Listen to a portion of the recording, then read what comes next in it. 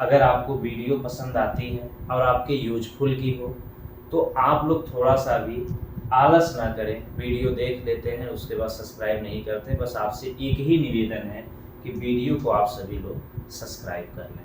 आज हम बात करते हैं उस बारीकी पर जिसे नेट क्वालिफाई होने वाले हर बच्चे को ज़रूरत है। सबसे पहले हमने उस दिन बताया था पेपर सॉल्व करना। देखिए उस दिन भी बताया था, आज एक बार फिर हम आपसे बताना चाहते हैं कि नेट क्वालिफाई करने के लिए, JRF क्वालिफाई करने के लिए पेपर सॉल्व करने से कोई बड़ा सोल्यूशन नहीं है। हमने अपने बारे में भी बताया था और कई बार हमने बताया था कि सिर्फ पेपर सॉल्व करने से भी नेट क्वालिफाई होया जा सकता है, लेकिन उसके अलावा कुछ चीज़ें हैं जो हमें ध्यान देना होगा। जिस बारीकी पे हम बात करने वाले हैं वो ये है कि आज हम जानेंगे कि नेट के सिलेबस में क्या पूछा जाता है। सबसे पहले देखिए, और इसमें क्या पूछा जाता है, क्या स्किप करना है, क्या पढ़ना है, ताकि कम समय में हम बहुत सारी चीज़ों को समझ पाएँ। सबसे पहला पार्ट बेटा यूरोपियन आर्ट है, ठीक है, यूरोपियन आर्ट है। और नंबर 2 पे जो है आपका यूरोपियन आर्ट के अलावा इंडियन आर्ट है। और नंबर 3 पे आपका जो है स्थापत्य कला है, ठीक है, यानी कि इंडियन स्थापत्य कला है। और नंबर 4 पे आपका जो है, अगर हम बात करें तो सौंदर्य शास्त्र है। और नंबर 5 पे बात करें तो आधुनिक कला है, जो आपका इंडियन आर्ट का पार्ट है, इंडियन आर्ट का पार्ट है। और नंबर 6 की बात करें तो आपका ग्राफिक है, इसमें आपका ग्राफिक डिजाइन है।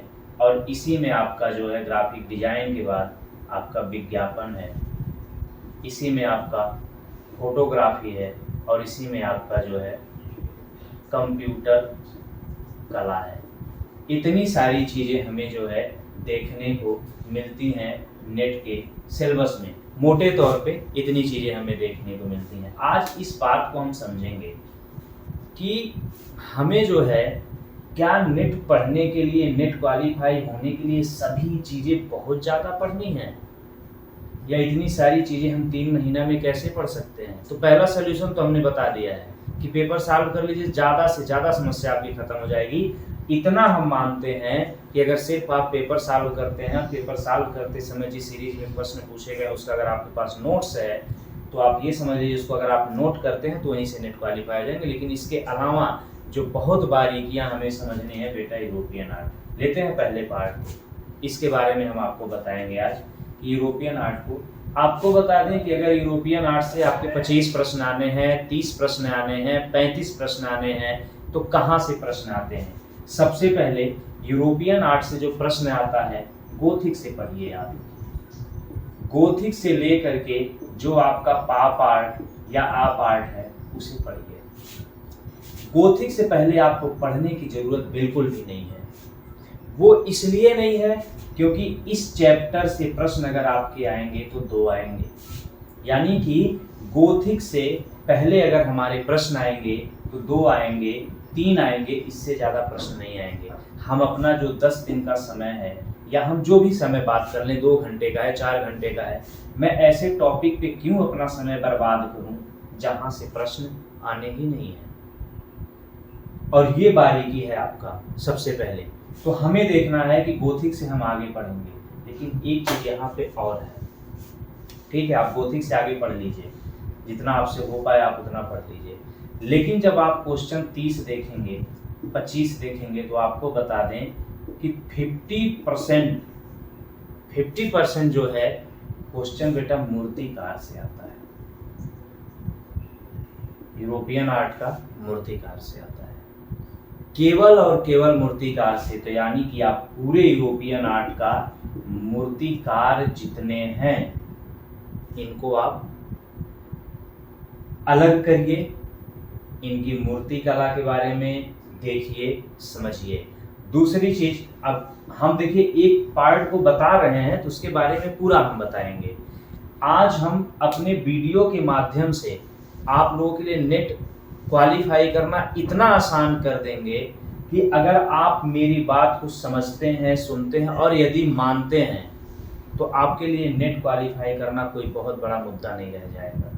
ठीक है, इसमें क्या है, मूर्तिकार है, मूर्तिकार को आप लोग पढ़िए क्योंकि 50% में पूरा यूरोपियन आर्ट आता है, 50% में अकेले मूर्तिकार आते हैं।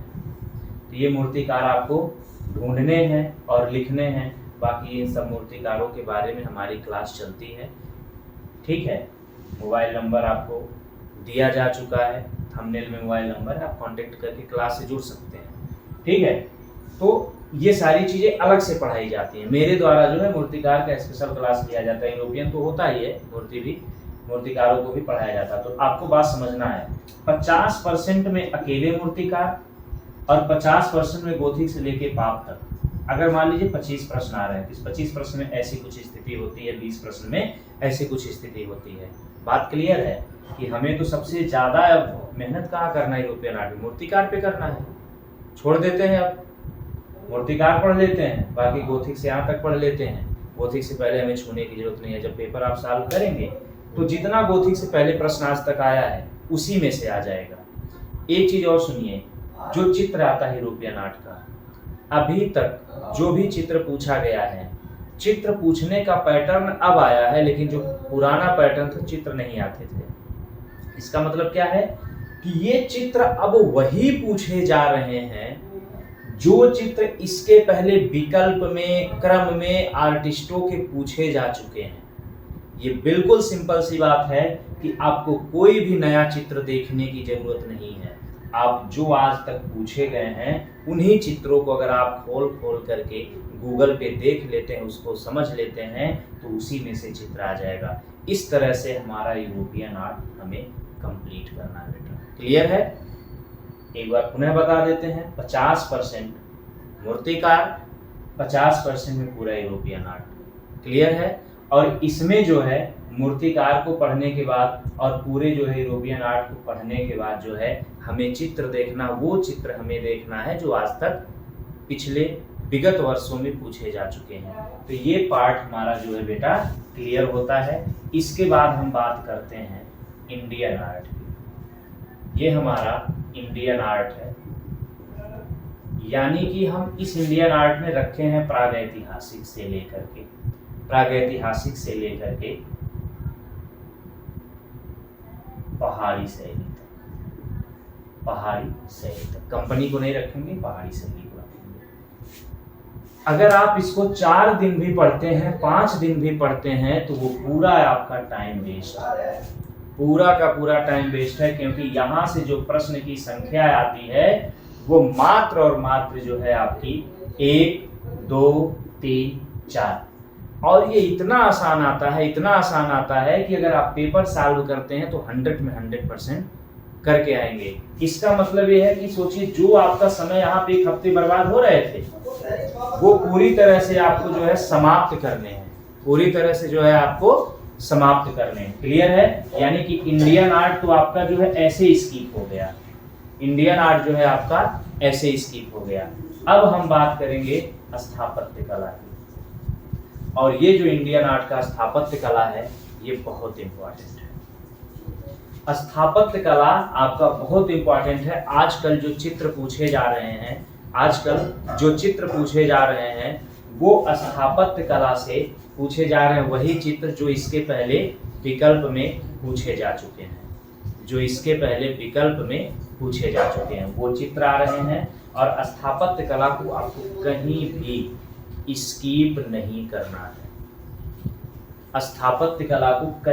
स्किप नहीं करना है। आज जो वर्तमान में पैटर्न आ रहा है नेट का, उस पैटर्न में स्थापत्य कला को बहुत महत्वपूर्ण स्थान दिया गया है।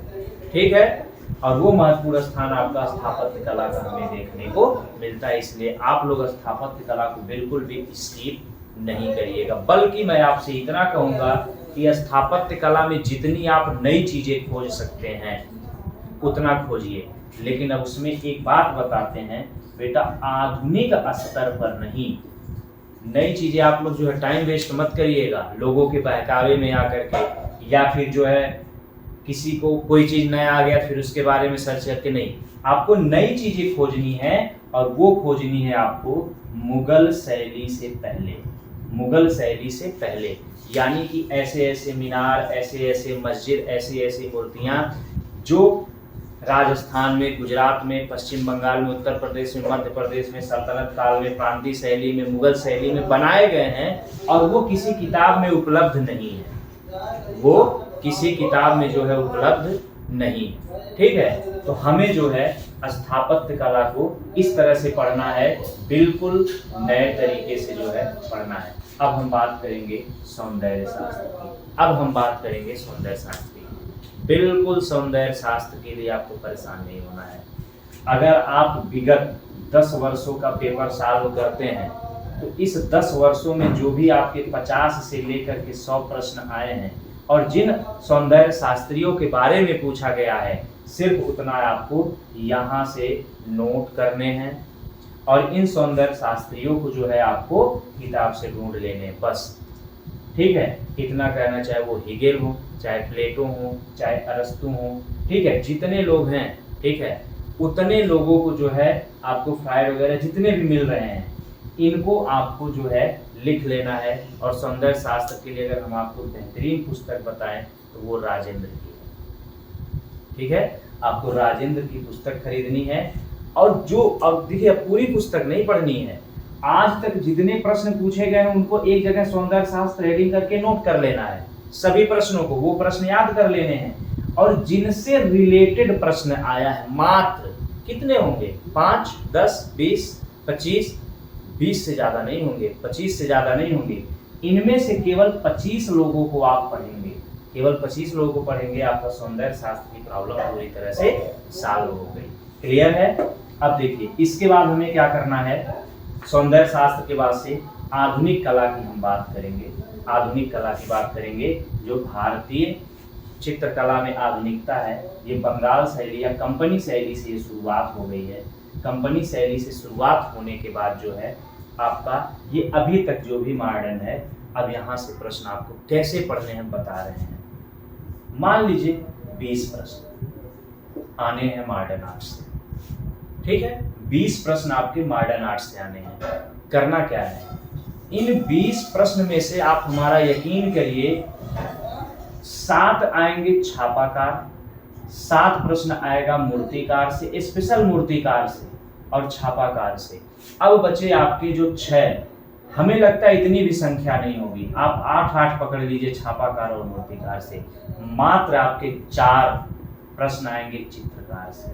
अब ये आपका काम है कि छापाकार कहाँ से मिले और मूर्तिकार कहाँ से मिले, स्पेशल। मैक्सिमम छापाकार आपको ढूंढना है, मैक्सिमम मूर्तिकार ढूंढना है, इनका अलग नोट्स होना चाहिए। और चित्रकार तो कॉमन चित्रकार जितने हैं उनको आप पढ़िए, ठीक है। और यदि आपको छापाकार स्पेशल और मूर्तिकार स्पेशल अगर आपको पढ़ना है तो आप हमारे भी कोचिंग में हमसे संपर्क कर सकते हैं, आपको पढ़ा दिया जाएगा, क्योंकि नेट के ही बैच चल रहे हैं। और आपको हम ये भी बता दें कि वर्तमान में आप लोगों के लिए, आप लोगों के सहयोग के लिए जो है यूरोपियन आर्ट के वीडियो हम डाल रहे हैं। चूँकि गोथिक से आगे पढ़ना है इसलिए हमने गोथिक की वीडियो डाली है। इसके बाद से हम पढ़ाएंगे पुनरुत्थान काल, और वो पुनरुत्थान काल की वीडियो पड़ेगी, और वो वीडियो बिल्कुल जितना आपका चैप्टर होगा उसका निचोड़ होगा, उससे ज़्यादा प्रश्न बनते भी नहीं हैं। जो आप लोग खुद पता कर लीजिएगा, जो आपके बीच में लोग सिलेक्शन पाए हैं, जो आज कहीं ना कहीं जॉब में हैं, ठीक है, आप उनसे कभी पूछिएगा, आप सभी लोग, कि उन्होंने क्या कुछ अलग पढ़ा था, उनका यही जवाब होगा नहीं, बेसिक तैयारी करिए। तो वो जो निचोड़ आपको मिलेगा, 60 वीडियो में पूरे चैप्टर का निचोड़ मिल जाएगा। तो अगर आप लोगों की इच्छा है, आपको ज़रूरत है, तो आप लोग ऐसे वीडियो को देख सकते हैं हमारे इस चैनल पे, ठीक है। और ज़रूरतमंदों को आप भेज भी सकते हैं। और आप लोगों से यही आग्रह है कि वीडियो देखने के बाद देख लेते हैं लेकिन आप लोग सब्सक्राइब नहीं करते हैं। आप लोगों से ये अनुरोध है, रिक्वेस्ट है, आग्रह है कि आप लोग जो है हमारी वीडियो को सब्सक्राइब कर लीजिए, हमारे चैनल को सब्सक्राइब कर लीजिए, वीडियो को लाइक कर दीजिए अगर आपको पसंद आता है, और लोगों के पास शेयर भी कर दीजिए ताकि और लोग भी जुड़ सकें और जानकारी ले सकें। तो हम बात कर रहे थे आधुनिक कला की। इसमें जो है मूर्तिकार चित्रकार से बेटा 8 मैं एक 20 प्रश्न का एवरेज बता रहा हूँ। 8 प्रश्न यहाँ से 8 प्रश्न यहाँ से आने हैं, मात्र 4 चित्रकला से आने हैं। तो जब ऐसा हमारे सामने प्रश्न आ रहा है तो हम क्यों जो है इधर परेशान हो, बहुत अधिक करते हैं पेपर साल। जो आर्टिस्ट मिलेंगे, जो उनको आर्टिस्ट की सूची बनाएंगे, जो चित्रकार मिलेंगे उनकी सूची बनाएंगे, उनको पढ़ लेंगे, और यहाँ पे जो मूर्तिकार मिलेंगे उनकी सूची बनाएंगे, जो छापाकार मिलेंगे उनकी। यानी कि हमें आपके इंडियन मॉडर्न आर्ट को 3 पार्ट में बांटना है। अगर हम बात करें चित्रकार और छापाकार, तो 3 पार्ट में बांट करना। उसमें जो है आपका छापाकार, मूर्तिकार बहुत इंपॉर्टेंट है चित्रकार के अकॉर्डिंग। इसके बाद से इसमें 2 पैटर्न आपके और बचते हैं इंडियन आर्ट में। स्कूल 1 दिन का काम है, और जो है ग्रुप्स के बारे में जानकारी 1 दिन का काम है, या हम कहें 1 घंटे का काम है। क्योंकि ग्रुप में तो वही आर्टिस्ट है ना, जो हम आर्टिस्ट छापाकार मूर्तिकार के माध्यम से पढ़ते हैं, तो वो तो हम पढ़ेंगे ही। करना क्या है, 1 घंटे में सभी स्कूल के बारे में जानकारी ले लेंगे, 1 घंटे में सभी जो है ग्रुप्स के बारे में जानकारी ले लेंगे, कौन सा ग्रुप कहाँ हुआ, किस सन में हुआ, कौन से सदस्य थे, इस तरह की चीजें हमें, वो 2-2 घंटे का काम है। क्लियर है? तो इस तरह से हम मॉडर्न आर्ट को क्लियर करेंगे। अब हमारा आ रहा है सबसे महत्वपूर्ण, जो हमारे सिलेबस में सबसे महत्वपूर्ण चीज है, वो आ रहा है ग्राफिक डिजाइन, विज्ञापन, फोटो, कंप्यूटर। अब देखिए, ये जो आपका कंप्यूटर है, पेपर सॉल्व करते समय कंप्यूटर का नोट्स बनाइए, जितना आज तक पूछा गया है नोट कर लीजिए, छोड़ दीजिए। आना होगा तो आ जाएगा, सही कर लेंगे, बाकी इसकी किताब पढ़ने की जरूरत नहीं है, इतना टाइम नहीं है हमारे आपके पास। आना इससे कुछ भला होना है, ये तरीका नहीं है नेट क्वालिफाई करने का।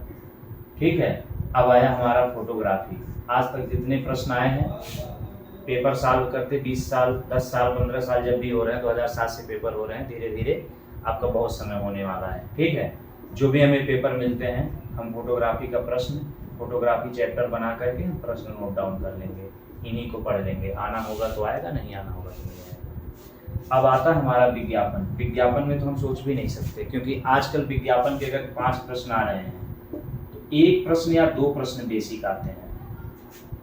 विज्ञापन, प्रथम विज्ञापनकर्ता कौन है, कौन सी जो है कंपनी सबसे पहले कहाँ लगी, ग्राफिक जो है प्रिंटिंग सबसे पहले कहाँ शुरुआत हुआ, तो ये तो आपके छापाकला इतिहास में भी आ जाता है। लेकिन कुछ चीज़ें जो विज्ञापन शर्त पे आधारित होते हैं वो यहाँ से आते हैं। अगर आपके 5 प्रश्न आने हैं तो 3 नए आने हैं, क्या करेंगे आप?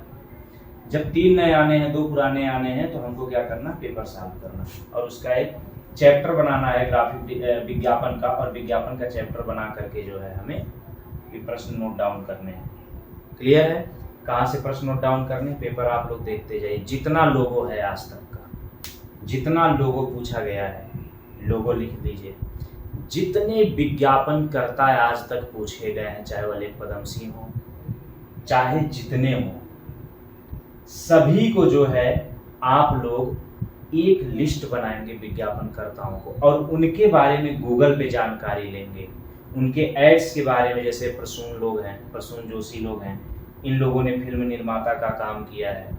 ठीक है, प्रसून वाजपेयी हैं, वो भी काम किए हैं। ऐसे लोगों को जो है आप लोग नोट डाउन करेंगे। ठीक है, ऐसे लोगों को आप जो है नोट डाउन करेंगे, और नोट डाउन करने के बाद जो है आप पूरी लिस्ट बना करके तैयारी करेंगे।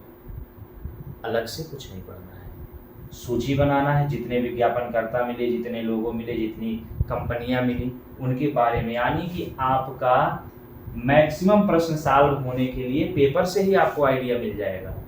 तो हमें बाहर किसी किताब, किसी नोट्स के चक्कर में क्यों पढ़ना। अब आया हमारा ग्राफिक डिजाइन, और एक हमारा ग्राफिक यानी कि मुद्रण कला। ग्राफिक डिजाइन और ग्राफिक में आपके जो है प्रिंटिंग में थोड़ा सा अंतर है। इसमें जो है कुल मिलाकर के जितनी छापा कला की मुख्य रूप से विधियां हैं उसके बारे में बात करेंगे। मान लीजिए 4 विधि हमको देखने को मिलती है, 3 विधि भी उसको मान लिया जाता है जब सेरीग्राफी को मिलाया जाता है। ठीक है, तो इनकी जो कुछ विधियां हैं उसके बारे में आपको खूब अच्छे से पढ़नी है।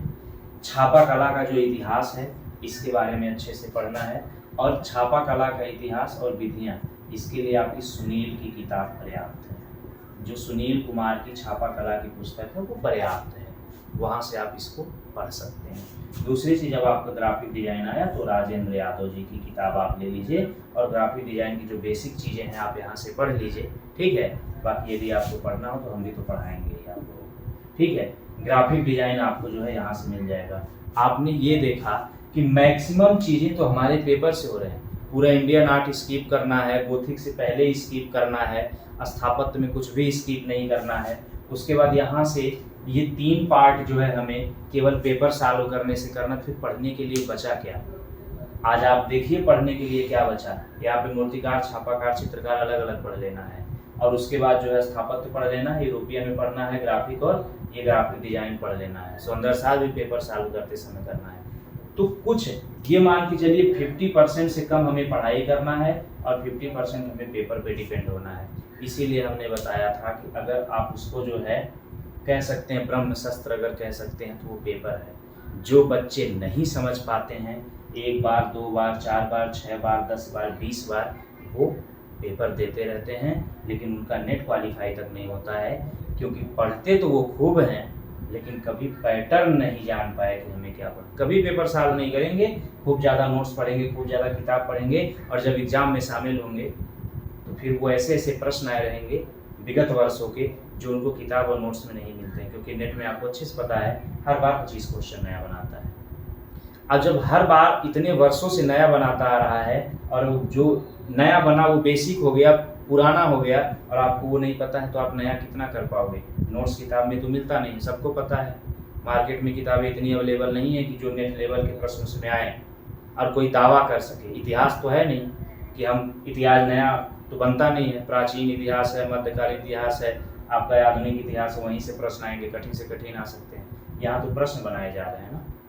प्रश्न बनने का मतलब यह है कि कहाँ पे कौन सी विज्ञापन कंपनी खुल गई, कौन उसके जो है ब्रांड एम्बेसडर बन गए, कहाँ से आप पढ़ेंगे? तो ऐसी कोई मार्केट में उपलब्ध नहीं है। तो आपको करना क्या है, जब आपको प्राचीन पता होगा, यानी कि पुरानी चीज़ें, पुरानी विज्ञापन, पुरानी किताबें सब कुछ पता है, तो होगा क्या यहाँ? होगा ये कि जब आपको पुरानी पता है तो 2 नए आएंगे और 2 पुराने रहेंगे, मिलान कर लीजिए जो। तो जब वो 2 आपके पुराने पता आपको होंगे तभी तो आप मिलान कर पाएंगे, ठीक है। तो इस प्रकार से हमें जो है पढ़ाई करनी है। और पेपर फर्स्ट वीडियो में बताया कि वहाँ उस तरह से पेपर सॉल्व करना है।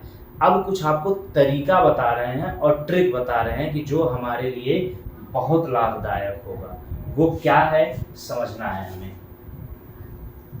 कुछ चीज़ें हैं जो बहुत इम्पॉर्टेंट है हमारे लिए, जिसे समझना है। सबसे पहले अगर हम बात करें क्रम का, सबसे पहले हम बात करें प्रश्न जिस तरह से आते हैं, अगर हम बात करें जो क्रम पूछा जाता है। अब हम आपसे ये कहें कि हम आपको एक चीज़ बताएंगे, आप याद करिए, आपको उससे 3 लाभ होगा। याद करिए डेट ऑफ बर्थ, सभी आर्टिस्टों का जो है डेट ऑफ बर्थ याद करिए, अच्छे से याद करिए यूरोपियन आर्ट के डेट ऑफ बर्थ। यहाँ आपने डेट ऑफ बर्थ याद किया, क्लियर, आर्टिस्टों का क्रम आ गया, सही हो गया। पेंटिंग का क्रम आ गया और आपको पेंटिंग का एग्जैक्ट डेट पता ही नहीं है। कितने पेंटिंग का आप एग्जैक्ट डेट याद रखेंगे? नहीं याद हो पाएगा ना।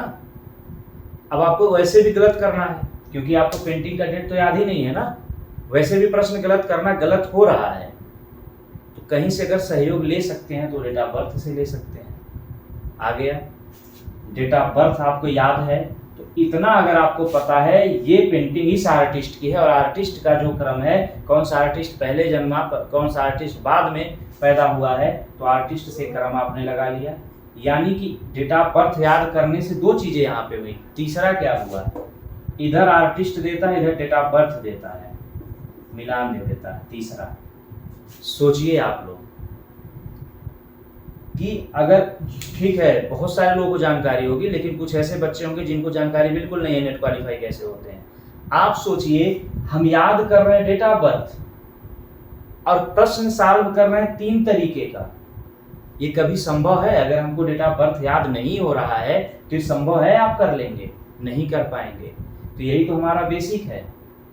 हो गया क्लियर कि डेट ऑफ बर्थ से आपके एग्जाम में आप 3 से 4 प्रश्न करके आएंगे। देखिएगा आप लोग अगर इस तरह का काम करते हैं तो 3 से 4 प्रश्न आप डेट ऑफ बर्थ याद होने की वजह से सही करके चले आएंगे। तो ये हो गया आपका क्रम में। यही चीज लागू होता है आपका इंडियन आर्ट में। इंडियन आर्ट में यही चीज लागू होता है कि पहले वैदिक आया कि पहले सिंधु आई, पहले कंपनी आई, क्या आया। क्लियर करिए। डेट ऑफ बर्थ, फिर आपका वही ग्राफिक मूर्तिकार चित्रकार। आपको एक चीज बता दें, ग्राफिक मूर्तिकार चित्रकार का डेट ऑफ बर्थ इंडियन आपको याद रखना है। क्लियर है। यही सेम पैटर्न यहाँ आता है। चित्र का क्रम आएगा, डेट ऑफ बर्थ और आर्टिस्ट मिलाने का क्रम आएगा, पेंटिंग का क्रम आएगा, साल हो जाएगा। बहुत आसानी से आपका सॉल्व होगा। डेट ऑफ बर्थ से देखिए कितनी चीजें सॉल्व हो रही हैं। इसके बाद हम बात करेंगे क्रम के बाद से, इसके बाद हम बात करेंगे स्थापत्य कला की। आप जा करके देखिएगा, नेट का पेपर उठाइएगा, कई बार आया मौर्य आया, गुप्ता आया, चालुक्य आया, इस तरह से क्रम आया है। यानी कि अगर आपको इनका जो है सिंधु घाटी सभ्यता का 3000 से लेकर के 1500 नहीं पता है, वैदिक का 1500 से लेकर के 600 नहीं पता है, फिर जो आपके हर्यक वंश है, सुनाग वंश, नंद वंश, मौर्य वंश आए हैं, इनका आपको डेट ऑफ बर्थ एग्जैक्ट नहीं पता है। फिर उसके बाद मौर्य काल के बाद से जो शुंग आए, दक्षिण भारत में सातवाहन चले, चालुक्य आए, ठीक है। ये सब आपको डेट ऑफ बर्थ चंदेल वगैरह का नहीं क्लियर है तो आ गया क्रम, तो क्या करेंगे आप। यानी कि 2 से 2 प्रश्न मिनिमम, 1 से 2 प्रश्न आप डेट ऑफ बर्थ, इसमें स्थापत्य की बात करें मिनिमम 1 से 2 प्रश्न आप यहाँ से सही करके आ रहे हैं। तो क्या जा रहा है, अगर हम एक ही दिन बैठ करके पूरे यूरोपियन आर्टिस्ट का डेट ऑफ बर्थ लिख लें, पूरे इंडियन आर्टिस्ट का डेट ऑफ बर्थ लिख लें, और पहाड़ी से लेकर के जो है हम यहाँ प्रागैतिहासिक से पहाड़ी तक का लिख लें डेट, और उसके बाद पूरा स्थापत्य का हम डेट लिख लें और सभी को याद कर लें। नहीं याद हो रहा कोई बात नहीं, आप सभी को लिस्ट बनाइए, दीवार पे अपने चिपका दीजिए जहाँ पे आप बैठ के पढ़ाई करते हैं, पर डे देखिए, एक भी चीज़ जो है गलत नहीं होगी। ये पैटर्न है, यानी कि क्रम, यानी कि डेट ऑफ बर्थ कितनी बड़ी भूमिका निभा रही। एक डेट ऑफ बर्थ याद करना आपके नेट में 10 प्रश्न लेकर के जाएगा। सभी पार्ट की बात करें, चाहे इंडियन हो, स्थापत्य हो, मॉडर्न हो या यूरोपियन आर्ट है, यानी कि एक डेट ऑफ बर्थ आपके 10 प्रश्न लेकर के आगे जाएगा। आपको कभी ऐसे प्रश्न आ जाएंगे जो डेट ऑफ बर्थ की वजह से आपके सही हो जाएंगे, ठीक है। बहुत तरह के पैटर्न उसमें आते हैं। क्लियर है। तो हमें डेट ऑफ बर्थ याद रखना है। अब हम बात कर रहे हैं क्रम के बाद से, वो हम बात कर रहे हैं जहां पे कथन और तर्क आते हैं। कथन और तर्क में क्या करना है, अगर क्लियर है ताजमहल आगरा में है, ठीक है, ताजमहल आगरा में है, और दूसरा जो आपका ए और आर आता है, आर वाला कथन है, इसका निर्माण हुमायूं ने करवाया। आपको अच्छे से क्लियर है कि हुमायूं ने नहीं करवाया, सीधा लिखिए, ऊपर वाला सही है, नीचे वाला गलत है, ए सही है, आर गलत है। लेकिन आपको थोड़ा सा भी सस्पेंस है, थोड़ा सा भी सस्पेंस है। ऐसे वर्ड प्रयोग किए गए हो, चाहे विज्ञापन के चाहे ग्राफिक के, जो आपको पता ही नहीं है, ऐसा वर्ड पहली बार आ गया। अब क्या करना, तुक्का तो मारना ही है भाई, आपके पास विकल्प कुछ नहीं है, तो मार के आइए, ए और आर दोनों सही है, करके आइए, देखते हैं। क्योंकि हम अगर अधिक दिमाग लगाएंगे तब भी गलत होना है, ए आर सही करेंगे तब भी गलत होना है। तो जहाँ परसेंटेज ज़्यादा है, कभी आप उठा के देखिएगा, जब कथन आपके 20 आते थे, कथन आपके जब कथन तर्क 20 आते थे, तो उठा के आप देखिएगा 11 से 13 प्रश्न जो है दोनों सही होते थे, बाकी मिक्स होते थे, बल्कि उससे ज़्यादा ही सही होते थे। यानी कि 15 के लगभग दोनों सही होते थे, 5 ऐसा होता था कि ए सही है, आर आंशिक रूप से सही है, या आर सही है, ए गलत है, केवल 5-6 की संख्या होती थी, बाकी 13 से 14 की आर ए दोनों सही होते थे। आज भी ये पैटर्न लागू होता, जो भी 4-5 आएंगे उसमें से आपको क्लियर है तब तो ठीक है, नहीं क्लियर है, ए और आर दोनों सही मारिए, आगे बढ़िए। और देखिए डेट ऑफ बर्थ, और हमने पहले बताया है कि बेटा आपको जो है विज्ञापनकर्ताओं की लिस्ट बनानी है, उन्होंने कौन कौन सा ऐड किया है लिस्ट बनाना है, और वो बनेगा कहाँ से, वो मिलेगा कहाँ से, आपके पेपर से मिलेंगे, कहीं से बाहर से ढूंढने की जरूरत नहीं है। अब जितना आज तक आया है उसी को रट्टा मारना है, बाकी उसके अलावा कुछ नहीं करना है, उसी को रट्टा मारना है। और उसी को रट्टा मारेंगे तो होगा क्या, इस बार आपका दिसंबर में पेपर होगा, 2 पुराने देगा, दो पुराने देगा, ठीक है, दो नया देगा। हम यहाँ मिलान की बात कर रहे हैं, जो मिलान वाली आती है। दो पुराना देगा, दो नया देता रहे नया। जब हमको दो पुराना है, एग्जैक्ट आंसर पता है, तो उससे जब हम मिलान करेंगे तो दो तो अपने आप क्लियर होगा। और ये मैक्सिमम टाइम क्लियर होता है। 100 टाइम में जो है 99 टाइम आपका क्लियर होता है दो से। कभी कभी ऐसा होता है कि ऐसा फंस जाता है प्रश्न कि दो जानने के बाद भी हम सही नहीं कर पाते हैं। बाकी 99 टाइम पे जो है आपका हमेशा सही होता है। तो ये मिलान का पैटर्न है। अब ये पैटर्न हर जगह लागू हो रहा है। आप उठा के सबसे आसान अगर कोई चीज है, जो 4 पैटर्न पे प्रश्न आते हैं, अभी तो चित्र पूछने लगा, ये 5वां पैटर्न है, सबसे मिलान है। चाहे वो स्थापत्य से आए, चाहे यूरोपियन से आए, कहीं से आ जाए, 100% दो पुराने आते हैं और सभी के सभी वो रिपीटेड आते हैं। मैं 100% दावा के साथ कह सकता हूं, अगर 10 मिलान आएंगे तो 9 मिलान आपके प्राचीन दो रहेंगे, पुराने दो रहेंगे। केवल एक क्वेश्चन ऐसा होगा जो चारों नया दे देगा, दो रहेगा जो चारों नया देगा, लेकिन 8 बार 10 प्रश्न में से 8 प्रश्न ऐसे आएंगे जो दो ऑप्शन मानते हैं नया होगा, लेकिन दो पुराना होगा, आपका सही हो जाएगा। उसके बाद आपके आते हैं विकल्प के प्रश्न। और विकल्प के प्रश्न जो है, आप जितनी अच्छी तैयारी किए रहेंगे उतना आप अधिक से अधिक जो है प्रश्न को सही कर पाएंगे। बाकी चित्र को हमने बता दिया आज तक, चाहे वह स्थापत्य हो, चाहे छापाकार का हो, चाहे मूर्तिकार का हो, चाहे विज्ञापन का हो, या चाहे फिर यूरोपियन आर्ट का हो, जितना आज तक प्रश्न आया है, आप पढ़ रहे हैं, पेपर सॉल्व कर रहे हैं, आपके माइंड में अच्छा ये चित्र जो है बार बार पूछा है, कुछ नहीं करना, तुरंत गूगल पे जाइए, चित्र को डाल दीजिए और एक बार देख लीजिए। और देखने के बाद जो है, जो पढ़ रहे हैं, जहां पढ़ रहे हैं वहीं नोट डाउन कर लीजिए। बस इतना सा काम है। अगर ये वीडियो